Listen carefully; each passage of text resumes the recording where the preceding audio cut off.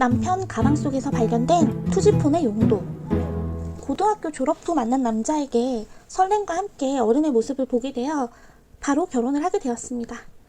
저희 아버지는 직업군인이셨고 그로 인해 온 가족이 군기 잡힌 삶을 살았어요.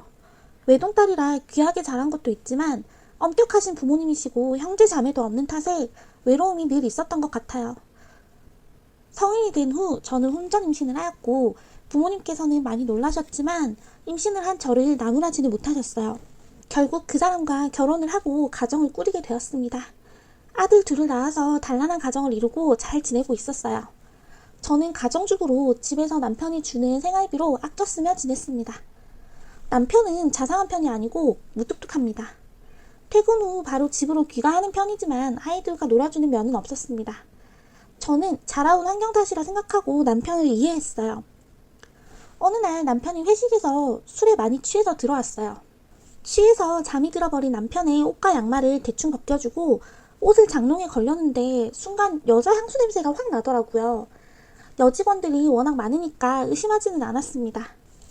잠든 남편을 보고 장롱문을 닫으려는데 그날따라 눈에 보이지 않았던 가방끈 같은 게 눈에 들어오더라고요. 산딸 때 많이들 매는 가방 있잖아요. 집에 그런 가방이 없었던 것 같은데 뭔가 싶어 빼서 열어봤어요. 가방 속에 잡다한 것들이 있었고 옛날 폴더폰이 하나 있더라고요. 투지폰이라고 하죠.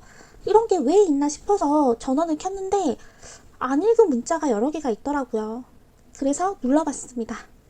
전 문자를 확인하고 너무 놀라 휴대전화를 손에서 떨어뜨렸습니다. 문자 내용이 성매매 알선 문자였기 때문입니다. 문자에는 시간과 장소가 있었고 남편이 답변한 내용들까지 고스란히 남아있었기 때문이죠.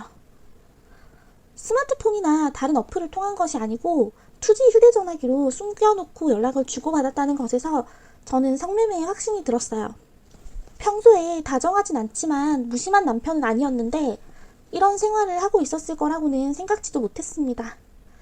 많이 취한 남편과는 대화 시도가 어려웠고 저는 다음날 술에 섞인 남편에게 폴더폰을 보여주며 물었습니다.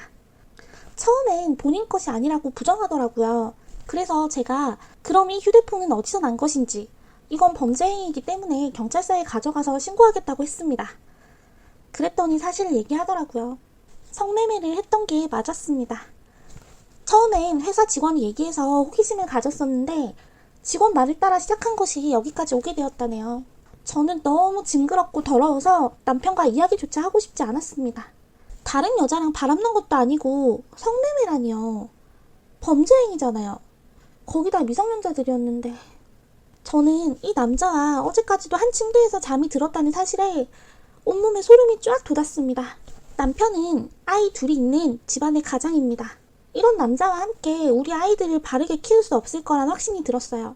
저는 남편에게 이혼하자고 요구하였고 시댁에서는 한 번만 봐달라며 이혼을 반대했지만 성매매를 한 남편은 떳떳하지 못하니 결국 이혼을 하였습니다. 물론 아이들은 제가 키우고 있어요. 아이들이 아빠에 관해 물어보면 뭐라고 대답해야 할지도 모르겠네요. 무뚝뚝한 남편이라고 정의해놓고 평소 많은 대화를 나누지 못했던 제 잘못도 있다고 생각합니다. 하지만 방심하지는 마세요.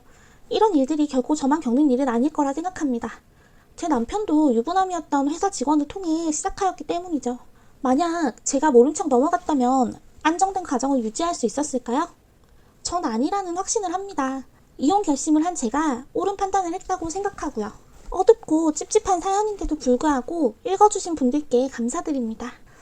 아이 둘을 데리고 힘들지만 대단한 결정을 하셨네요.